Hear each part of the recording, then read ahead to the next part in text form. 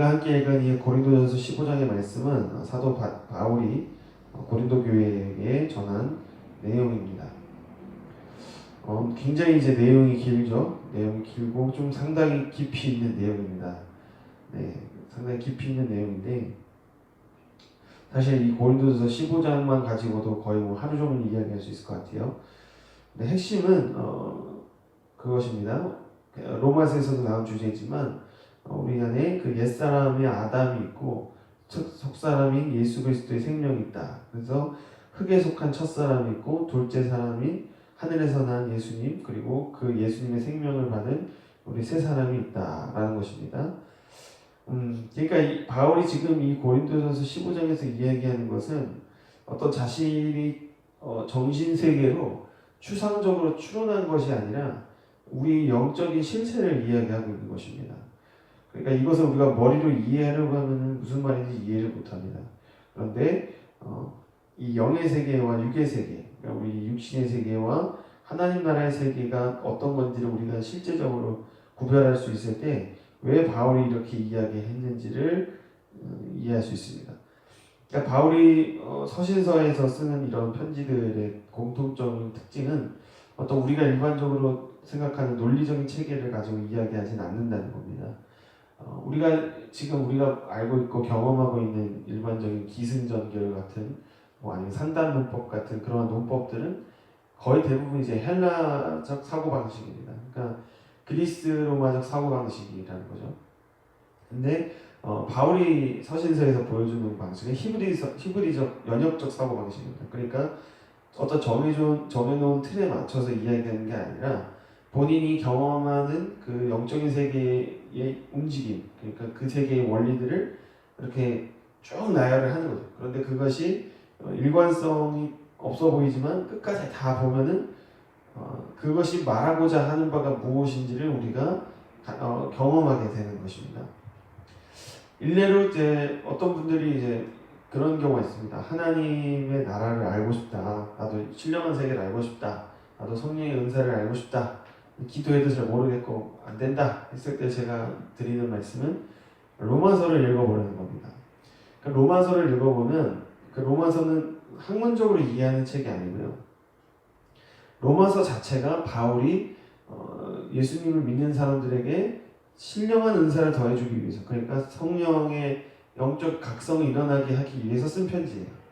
그래서 우리가 로마서를 쭉 읽다 보면은 이게 무슨 소린가 하고 이해를 못하지만 계속 읽다 보면은 드디어 바울이 무슨 얘기를 했는지가 깨달아지고 경험되어지고, 그러니까 바울이 쓴 그 글들만 보아도 우리가 영적으로 완전히 새롭게 되는 일들을 경험하게 됩니다.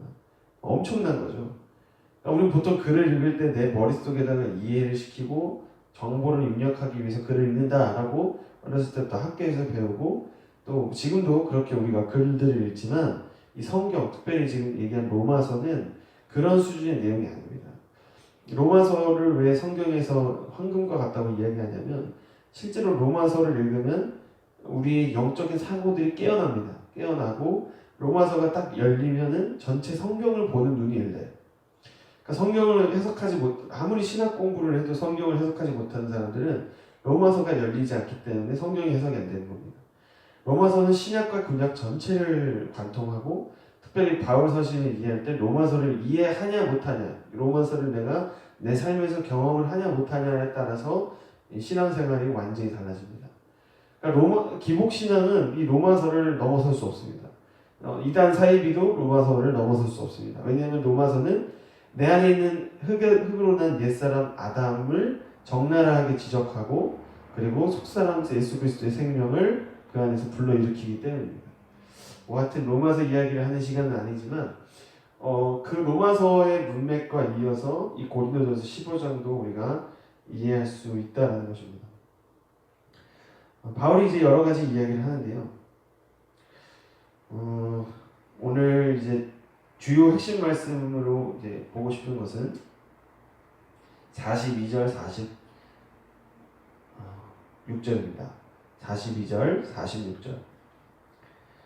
죽은 자의 부활도 그와 같으니 썩을 것으로 심고 썩지 아니할 것으로 다시 살아나며 욕된 것으로 심고 영광스러운 것으로 다시 살아나며 약한 것으로 심고 강한 것으로 다시 살아나며 중요한 말씀입니다. 육의 몸으로 심고 신령한 몸으로 다시 살아나나니 육의 몸이 있은즉 또 영의 몸도 있느니라. 기록된 바 첫사람 아담은 생명이 되었다 함과 같이 마지막 아담은 살려주는 영이 되었나니 그러나 먼저는 신령한 사람이 아니요 육의 사람이요 그 다음에 신령한 사람이니라. 아멘.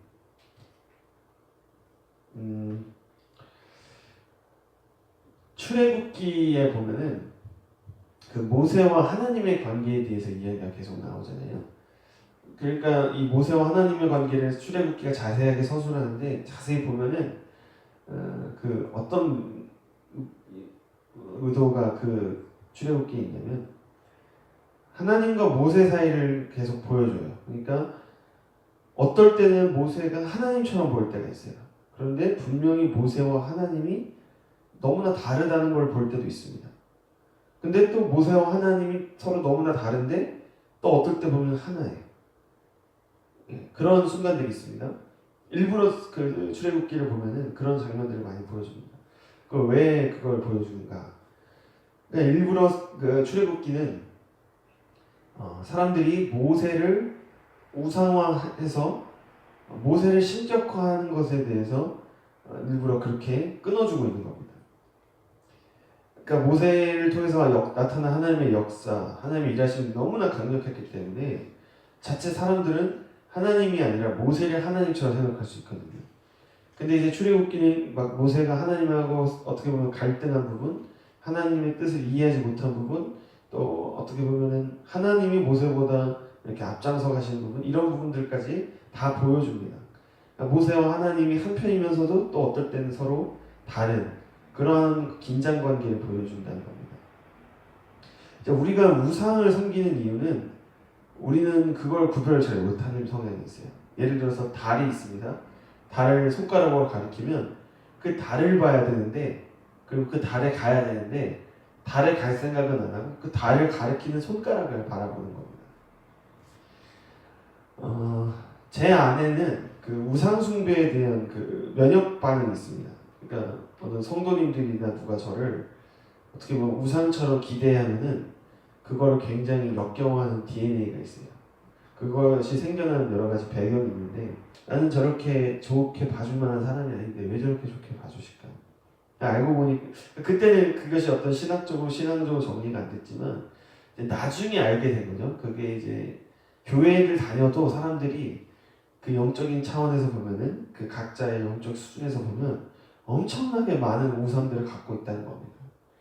그러니까 교회를 오지만 또 예배를 드리지만 마음속에는 수많은 우상이 있고 또 그런 우상 자기 안에 있는 우상들을 만족시켜줄 사람이라고 생각할 때는 그렇게 과한 어떤 그러니까 그 사람 자신을 보는 게 아니라 자기가 보고 싶은 우상의 모습을 그 사람을 통해서 투영해서 본다는 거죠. 그래서 저는 제가 원해서 그런 건 아니고 그냥 이것도 하나님께서 하시는 건데 저를 이제 우상처럼 기대하는 사람들은 그걸 박살을 내시는 과정들 하시더라고요. 그게 이제 여러 가지 방식이 있는데 가장 가까운 피해자는 뭐 제 주변에 여럿 있습니다. 특별히 그러니까 딱 그게 있어요. 제가 뭘 얘기를 하면은 하나님을 바라보고 그 하나님 나라로 들어갈 생각을 해야 되는데 하나님 나라로 들어갈 생각은 안 하고 어떻게 하면 이 사람을 이용해서 내 왕국을 만들까라는 그 계산기를 막 두들기는 사람도 있습니다. 그러니까 여지없이 그 우상은 박살이 나게 되거든요. 우상이 깨지는 소리가 나면은 진짜 뭐 말로 설명할 수가 없습니다. 진짜 이거는 본인들은 알아요. 이게 죽을 맛인 거예요. 가장 가까운 예로 제 모친이 그 우상이 깨진 것 때문에 몇 번 죽을 뻔했습니다. 그러니까 우상이라는 게 정말 너무 깊이 들어가 있고 본인은 모릅니다. 자기가 교회를 다니고 기독교 교회를 다니고 뭐 기도도 하고 헌금도 하고 봉사도 하면 나는 우상을 섬기지 않는다. 하나님을 섬긴다. 이렇게 생각하는데 깊이 들어가 보면 수많은 가지 우상이 있어요. 진짜 까무러칠 정도로 우상이 있습니다. 그러니까 그 우상들 때문에 사실은 우리가 거짓 교사들에게 속기도 합니다. 거짓 교사들에게 우리가 속는 이유는 성경에도 나와지만 그들과 우리가 같은 욕망의 연계에 걸려있기 때문에 거짓 교사들에게 속아요. 나중에 가서 그래서 그 거짓 교사들을 우리가 탓할 수가 없습니다. 내가 보세요. 교회 생활을 우리가 아무리 하고 노력해도 내 삶이 내 영적인 세계가 근원적으로 변화되고 있지 않다면, 내가 하나님과 친밀해지는 것이 경험되어지지 않고 있다면, 내가 의지하고 있는 그 교사, 즉 사역자가 지금 하나님과의 관계에 대해서 나한테 거짓 교사의 역할을 하고 있다는 것입니다. 이 두 가지 경우가 있습니다. 실제로 그 사람이 거짓 교사일 가능성도 있고, 또 하나는 그 사람 자신은 하나님의 사람이 맞는데 그 사람을 바라보는 내가 그 사람을 하나님 대신에 우상의 자리에다 집어넣고 있는 경우가 많다는 거죠. 하나님 저한테 작년에 주신 마음이 그거더라고요. 개도 자기 밥그릇 주인한테 충성한다는 거예요. 그러니까 우리는 내가 우상을 믿고 있는데 내가 잘 먹고 잘 산다고 생각하면 우리도 모르게 그 우상에게 충성하고 있고 그 우상을 사랑하고 우상을 닮아가게 된다는 겁니다. 그래서 사실은 사역자가 어떤 영적인 체험을 하고 은사와 권능을 경험하고 어떤 영적인 깨어남이 일어나도 수많은 혼란의 이층천을 통과를 하게 되는데 그 광야의 훈련들을 통과하기 전까지는 그 사람은 공개적인 사역에 나서면 안 됩니다. 왜냐하면 어떤 영적인 체험과 능력이 나타나도 그는 영혼이 아직 광야의 훈련 단계에 있는데 사역을 하게 되면 좋지 않은 열매를 맺게 되고요. 그런 상태에서 잘 나가게 돼도 마치 광야에서 이스라엘 백성들이 아니라 이스라엘 백성에게 저주를 사주받았던 발람 같은 역할을 하게 되고 자기도 모르게 그 모압의 편에 서게 된다는 겁니다. 그러니까 내가 영적인 경험이 있고 영적인 은사가 있고 영적인 감각이 있어도 내 안에 있는 우상들이 체열되고 내 안에 어떤 영적인 성숙이 일어나지 않으면은 그 열매가 결코 좋지 않다는 거죠. 가령 이런 겁니다. 우리가 권력을 추구하는 것, 권력을 추구하는 것이 우리 안에 이미 습관화가 되어 있는데 사실 그런 문제들이 주님 안에서 주님의 인격적인 만지심 안에서 변화 성숙되지 않으면 주님을 권력이라고 하는 그 힘을 쟁취하기 위한 수단 정도로 착각을 하게 되는 거예요. give and take. 그러니까 아직 기독교 신앙도 아닌데 내가 어떤 영적인 능력과 경험을 했다고 해서 내가 기독교인을 착각하고 계속 신앙생활을 하게 되면 오히려 하나님을 거스르는 짓들을 많이 하게 된다는 겁니다. 그러니까 권력이라는 건 결국 그 권력을 우리가 추구하는 이유는 내가 내 시간을 통제하기 위해서거든요. 그러니까 내가 내 시간을 통제하고 그 밑에 다른 사람들을 집어넣기 위해서 우리가 권력을 추구를 하는데 실제로 교회의 공동체는 우리가 권력적인 힘을 사랑하게 되고 그 권력의 영이 교회 안에 들어오게 되면 하나님과의 영적인 흐름이 끊어지게 됩니다. 예. 그러니까 권력과 하나님 나라는 같이 갈 수가 없어요. 그러니까 권력의 차원 안에 하나님을 집어넣으려고 하면 하나님이 없어집니다. 하나님 나라를 닫으십니다. 하나님의 임재가 없어요. 그러니까 권력이 충만할수록 하나님의 임재가 없습니다. 하나님의 말씀이 없어지고 하나님의 인격이 없어지고. 그래서 우리가 여기서 기도회를 하고 백날 기도회를 하고 말씀을 읽어도 하나님의 마음이 부어지지 않습니다. 하나님의 마음은 다윗같이 그 목동 시절에 예배하던 다윗같은 심령에게 하나님의 예배의 영으로 임하시는데 권력이라는 그 기브 앤 테이크의 마인드를 갖고 있으면 어느 정도는 하나님의 역사처럼 보이는 것들이 일어나지만 하나님 아버지의 마음이 임하지 않아요. 왜냐하면 그 권력은 다른 사람들을 마비시키고 다른 사람들을 박제하고 다른 사람들로부터 생명을 앗아가는 것이기 때문에 내 안에 그 고질적인 권력 추구가 얼마나 기만적이고 악한 것인지를 실제적으로 깨닫기 전에는 하나님은 역사하시지 않습니다.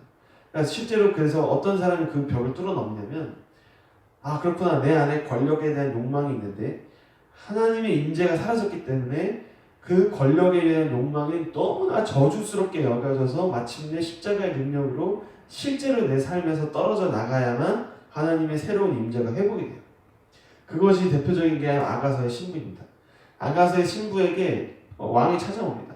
아가서의 신부가 그걸 너무 당연하게 생각해요. 그래서 좀 신랑이 가자고 하는데 뭐라고 해야 될까요? 망설입니다. 그랬더니 신랑이 사라져버려요. 그래서 그 신부가 신랑을 찾기 위해서 엄청 애를 씁니다. 그러다 나중에 겨우 신랑을 다시 만나고 그 신랑이 그때는 가자고 하면 바로 가는 상태가 되는 거예요. 그러니까 예수님이 우리에게 순종해라 라고 말씀하시는데 우리가 세상에 여전히 그 루세 아내처럼 미련을 두고 있으면 또 뜸들입니다. 망설입니다. 그러면 하나님의 임재가 사라집니다. 여기서 하나님의 임재가 사라진 것의 심각성을 느낀 사람은 결국 하나님의 임재를 회복을 합니다. 그런데 하나님의 임재가 사라졌는데 그 심각성을 못 느끼고 여전히 내 권력, 소돔과 고모라에서의 나의 권력을 위해서 하나님을 찾는 사람은 계속 그 광야 생활을 만들게 된다는 거죠. 그리고 결국 그 광야에서 시간만 낭비하다 죽게 된다는 겁니다. 그래서 오늘 좀 특별히 이제 그 부분에 대해서 제가 거짓 교사들에 대해서 이야기를 하려고 하는데, 여러분 우리는 언어와 수학의 세계에 지배를 당하고 있습니다. 그러니까 내가 나의 주인이라고 생각하는 사람들은 엄청 지금 속고 있는 거예요. 우리는 둘 중 하나에 속해 있어요. 언어적 질서에 속해 있거나 수학적 질서에 속해 있거나. 그러니까 눈에 보이지 않지만 지금 우리를 지배하고 있는 시간은 한편에는 언어의 세계가 있고 한편에는 수학의 세계가 있습니다.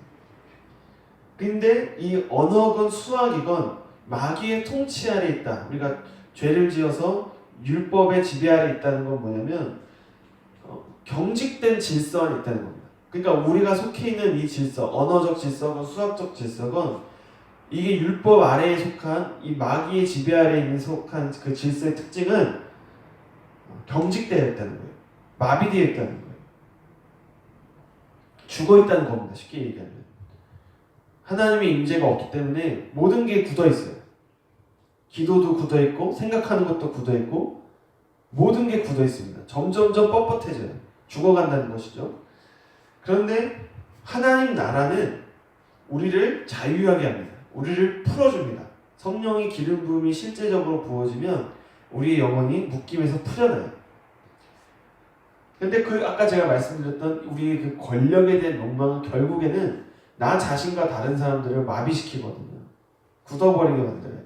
영적으로 마비시킵니다. 하나님의 음성이 들리지 않아요. 하나님의 마음이 부어지지 않아요. 성령의 기름 부으심이 나에게 실제적으로 임하지 않아요. 하나님의 사랑이 내 안을 채우지 않습니다. 말라버리는 겁니다. 그러니까 누군가가 권력의 가라지로 우리를 지배하고 있는 겁니다. 그러니까 이런 말씀 드리긴 좀 그런데, 제가 지금 이렇게 교회에 있으면은 성도님들이 밖에서 무슨 짓을 하고 무슨 말 하는지는 모르지만 그걸 통해 알 수 있어요. 하나님의 임재가 지금 계속 부어지고 있는가, 아니면은 마귀의 거짓말이 부어지고 있는가. 성도님들이 거짓말 속에서 살고 있으면 교회로 그게 고지서가 날라온다니까요. 하나님의 임재 안에 있으면, 하나님의 사랑 안에 있으면 그 하나님의 사랑이 더 부어집니다. 그런 관계에 있습니다. 그러니까 선택을 해야 된다는 겁니다. 내가 계속 그 마귀의 권력 지배 안에 있을 것인가, 아니면 하나님의 임재에 하나님의 나라로 들어갈 것인가. 우리는 선택을 해야 돼요.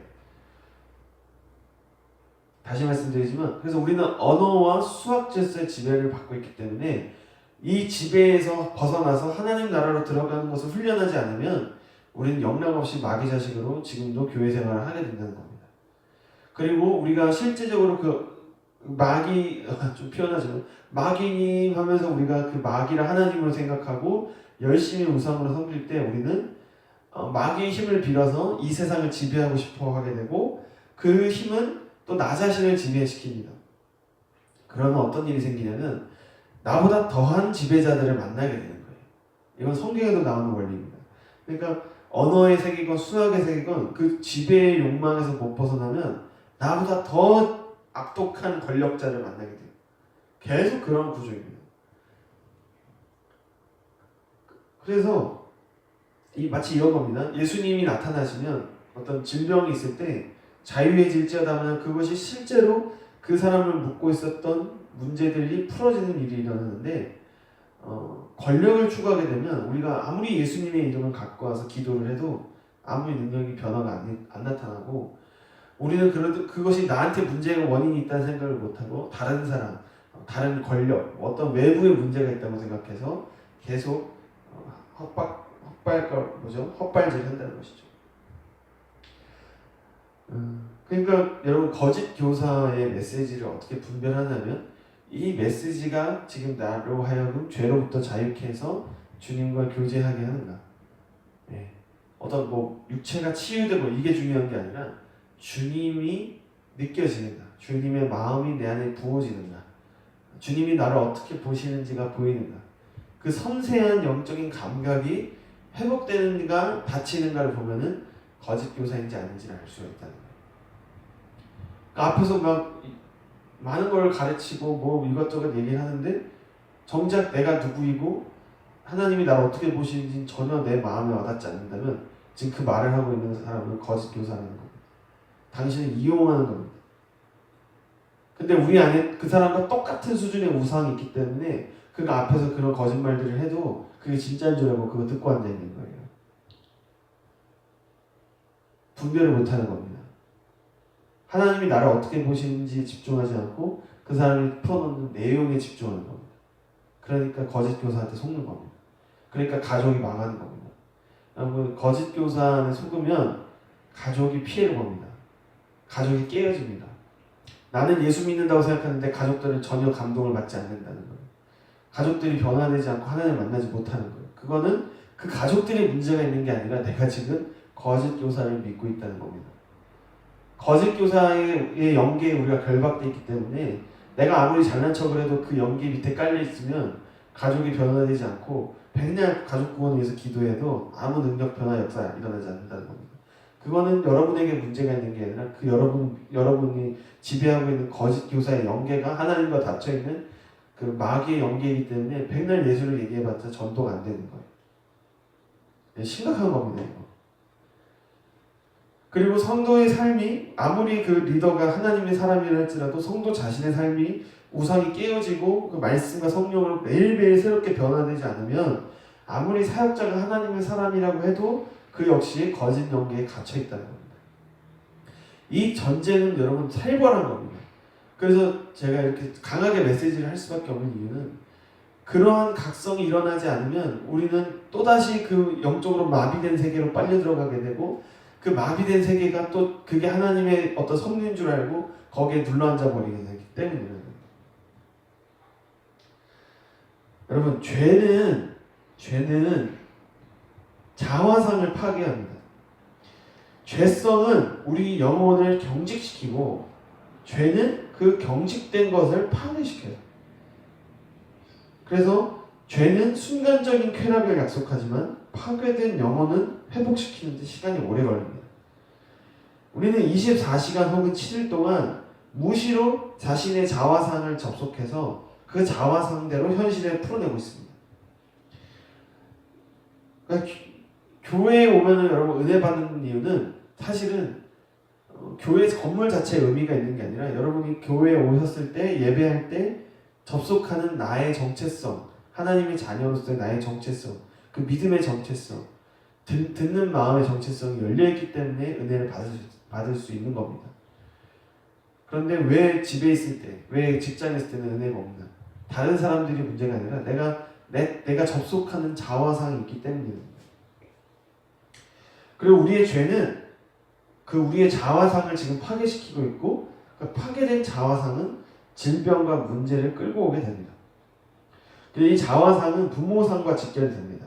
즉 내가 누구인가는 내 부모님이 어떤 분인가에 대한 내면의 인식에서부터 시작이 된다는 거예요. 예를 들어서 부모가 논에서 농사짓다가 사랑을 해서 낳은 자식이 있다고 한번 예를 들어볼게요. 그러면 그 자녀 본인은 자기가 논에서 태어났다는 사실을 몰라요. 근데 부모는 애를 키우면서 애를 볼 때마다 속으로 얘는 논에서 태어났지 그 수시로 생각을 하는 거예요. 그러면 자식은 자기가 논에서 태어났다는 사실을 인지적으로는 알지 못할지라도 그의 내면적인 자화상에는 자기도 모르게 나는 논에서 태어난 인간이야 라는 정체성이 확고하게 심어져 있다는 거예요. 그러니까 우리는 성장 과정에서부터 부모로부터 알게 모르게 자화상이 내 내면에 입력이 되고 그 자화상의 기초에서 나의 삶을 지금 이 순간에도 만들어가고 있다는 겁니다. 예를 들어서 부모가 노예의 자화상을 갖고 살았어요. 그럼 자녀는 아무리 돈이 많고 자유를 누리고 싶어도 평생 그 노예의 자화상이 나라고 생각하고 그거를 자기라고 느끼고 산다는 거예요. 그러니까 우리는 교회를 다니면서도 자신의 이 육신적인 부모가 만들어준 나라고 하는 그 자화상의 기초에서 평생 그걸 나라고 여기면서 살고 있다는 겁니다. 마치 그러니까 인터넷에서 그림을 받아서 그 그림을 카톡 프로필에 전시하듯이 이 보이지 않는 세계의 나의 이미지를 나라고 생각하고 또 심지어 그것을 하나님이라고 생각하고 우리는 살고 있다는 거예요. 근데 이 자화상, 이 육신의 부모로부터 만들어진 자화상에는 온갖 희노애락이 있고 경험이 있고 뭐 사건들이 있지만 본질적으로 그것은 하나님의 일을 이룰 수 없는 육으로 난 자화상이라는 겁니다. 그런데 우리는 그 육으로부터 난 자화상을 어떻게든 좀 더 기분 좋게 하고 조금 더 나은 사람이 되게 하려고 별짓을 다 한다는 거예요.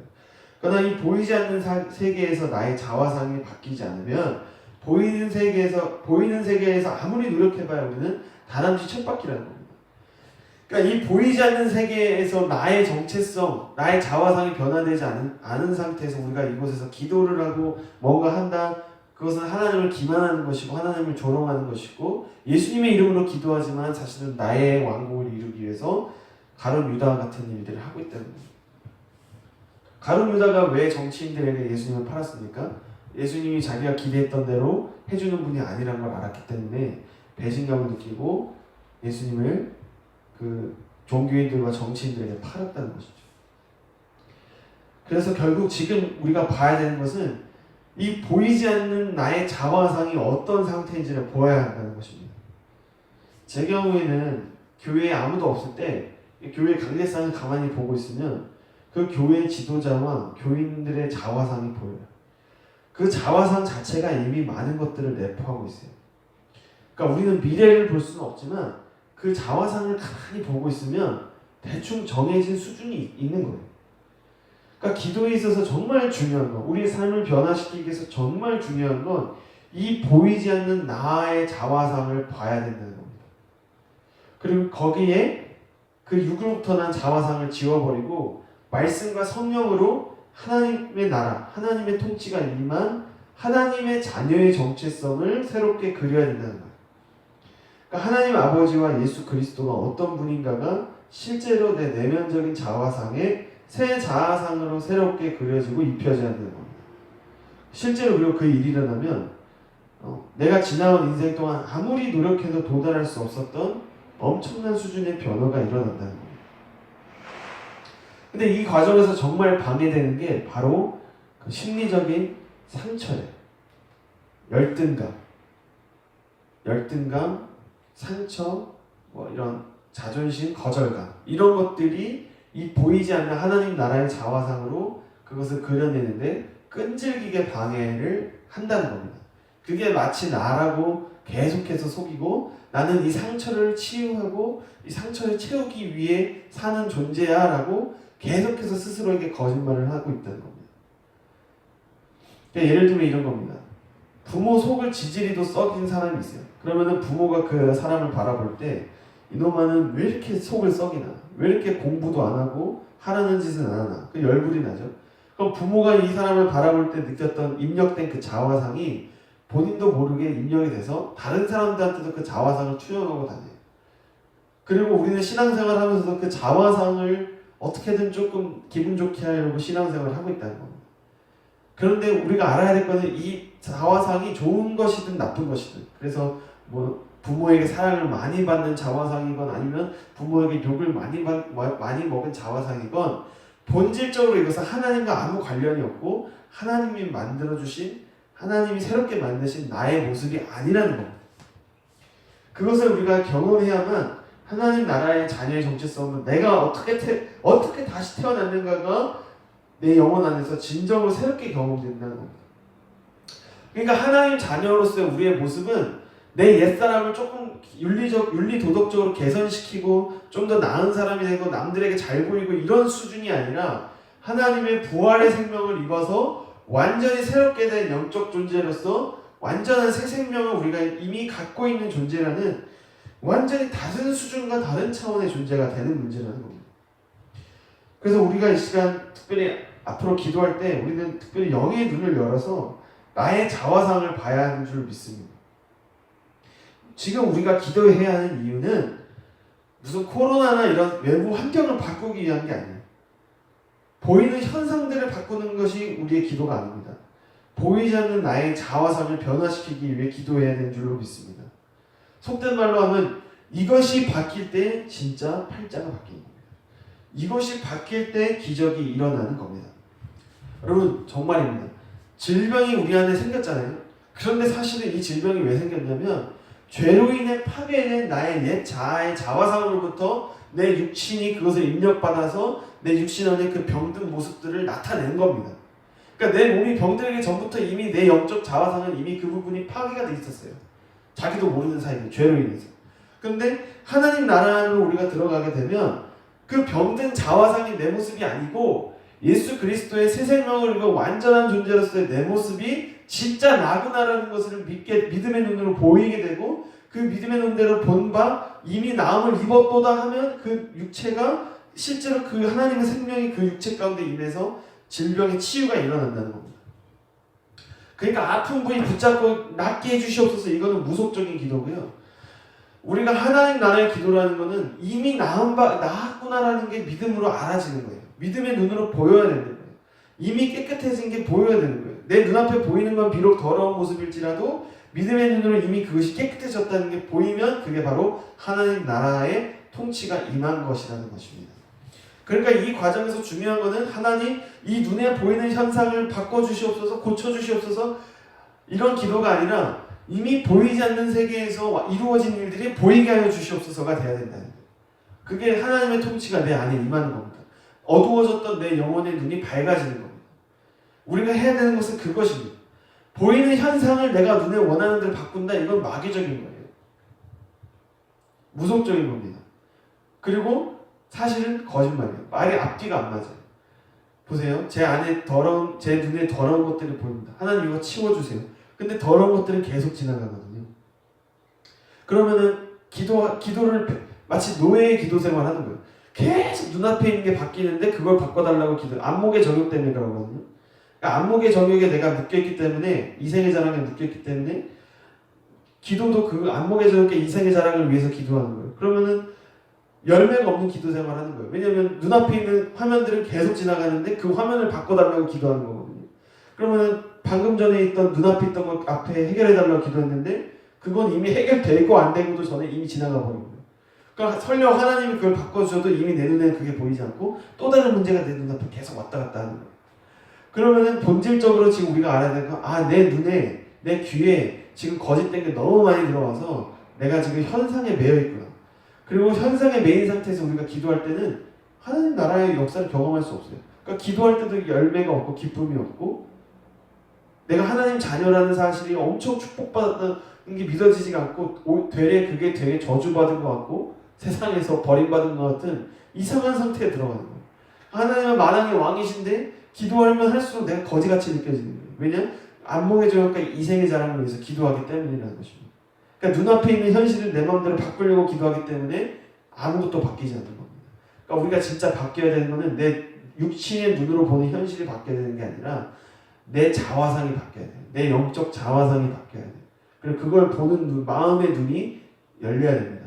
죄로 인해서 어두워졌던 내 마음의 눈이 성령의 불로 인해서 눈이 떠져야 되는 거예요. 그러니까 선악과를 먹고 죄를 지을수록 우리 가슴에 있는 그 영혼의 눈은 어두워집니다. 죄를 사랑할수록 영혼은 깜깜해져요. 그러니까 영혼이 깜깜해지니까 육신의 눈이 밝아집니다. 육신의 눈이 밝아지니까 안목의 정욕, 이생의 자랑을 계속 추구하게 됩니다. 근데 우리가 마음의 눈, 영혼의 눈이 밝아지게 되면 정작 바뀌어야 되는 건 상황이 아니라는 걸 알게 됩니다. 누가 가르쳐줘서 아는 게 아니라 그냥 알게 되는 거예요. 아, 내 자화상이 바뀌어야 되는구나. 내 자화상에 병들었구나. 그러니까 내가 병든 자화상을 갖고 있기 때문에 병든 현실을 보게 되는구나. 이것을 보아야 된다. 그러니까 이 자화상이라는 것은 평소에 알던 나랑은 너무 달라요. 우리가 평상시에 말하는 나는 육신의 정욕, 안목의 정욕, 이생의 자랑을 너무 사랑해서 이 내 육체와 생각과 감정과 경험과 물질을 나라고 착각해요. 그래서 명품백을 보면 그 명품백을 나라고 착각하는 상태가 이 옛 자아라는 겁니다. 여러분 그 명품백이 나입니까? 그게 나일 수 있습니까? 근데 우리는 그렇게 믿고 있다는 거예요. 근데 제가 이렇게 얘기를 해도 여러분 우리가 추측만 할 뿐이지 직접 보지는 못합니다. 왜냐하면 하나님을 사랑하기보다 여전히 세상과 우상을 더 사랑하고 있기 때문에. 그러나 정말 하나님을 사랑하는 사람이라면 지금 이 순간 그것이 보일 것입니다.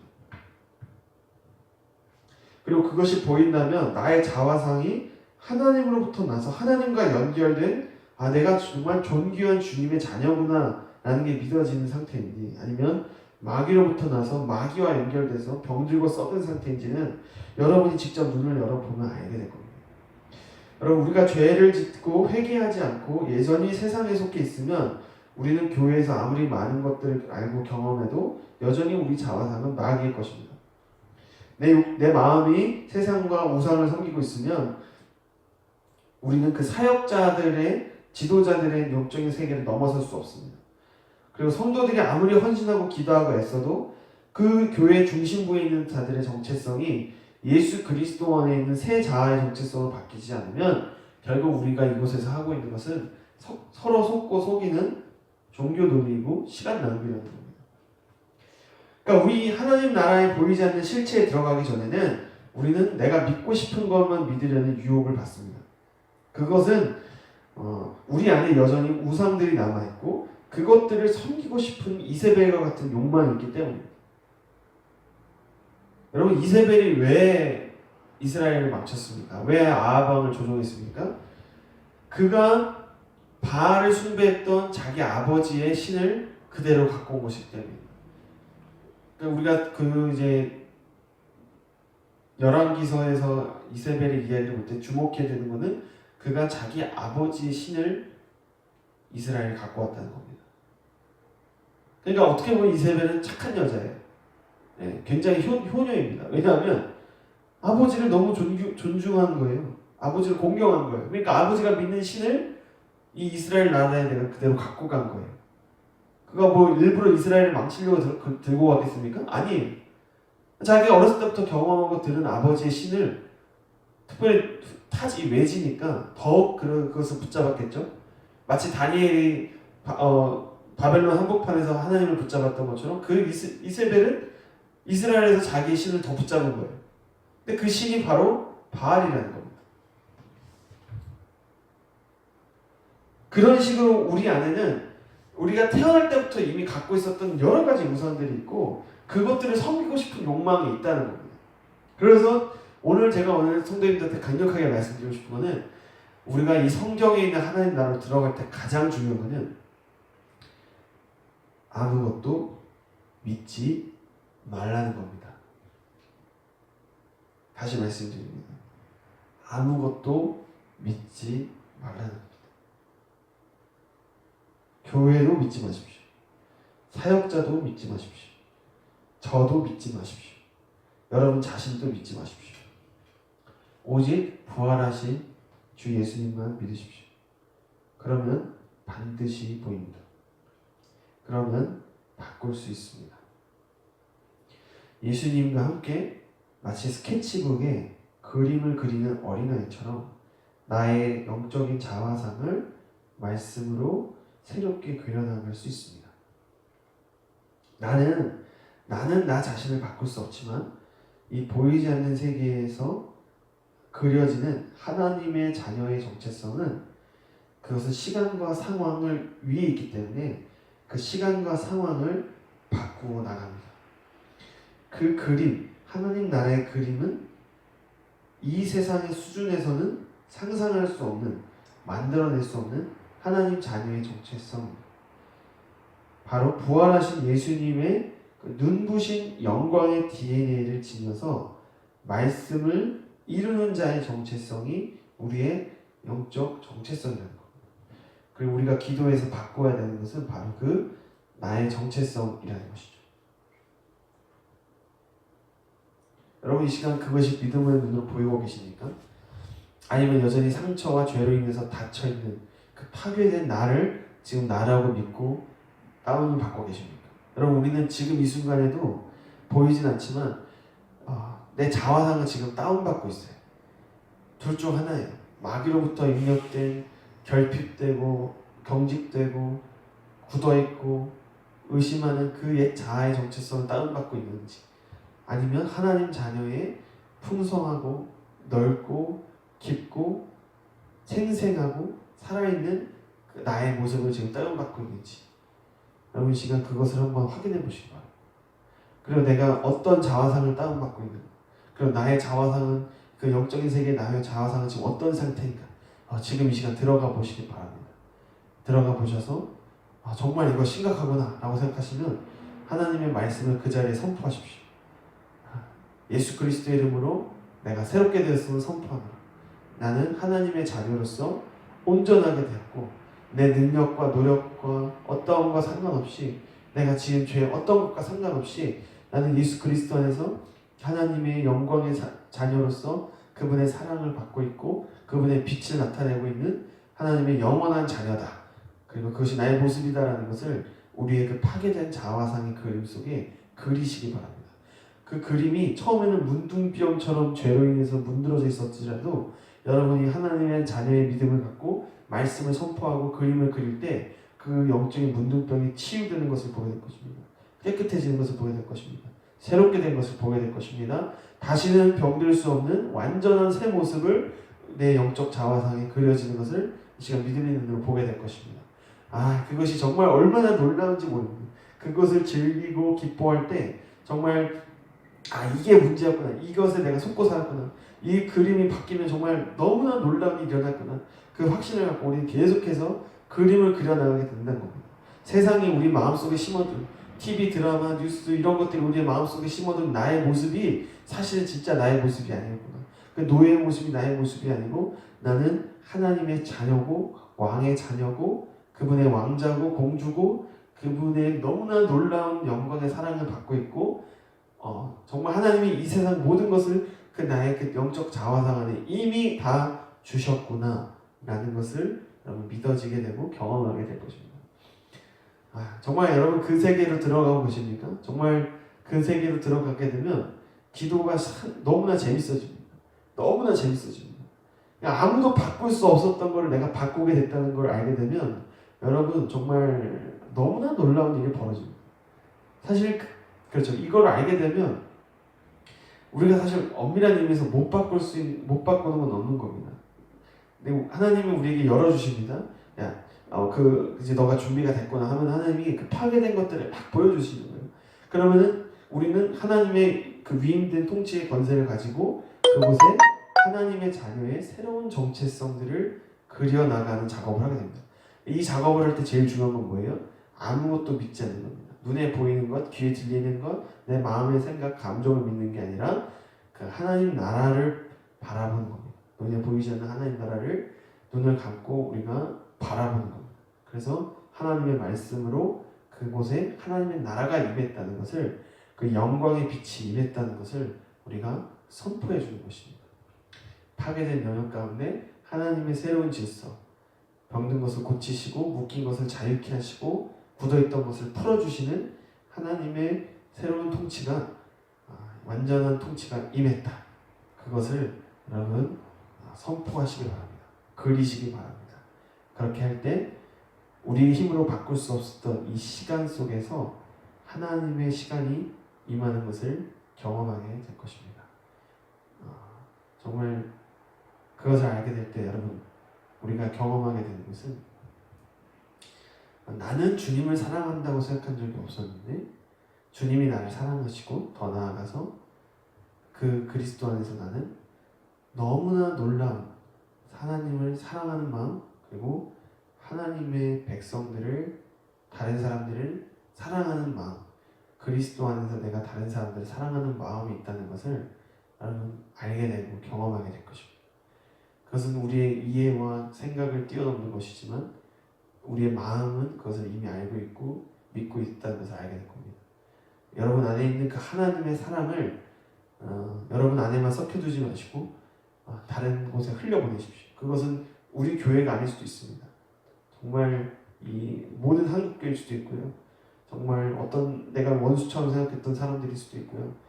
도저히 내가 이 사람들을 위해서는 기도할 거라고 생각하지 못했던 사람들일 수도 있습니다.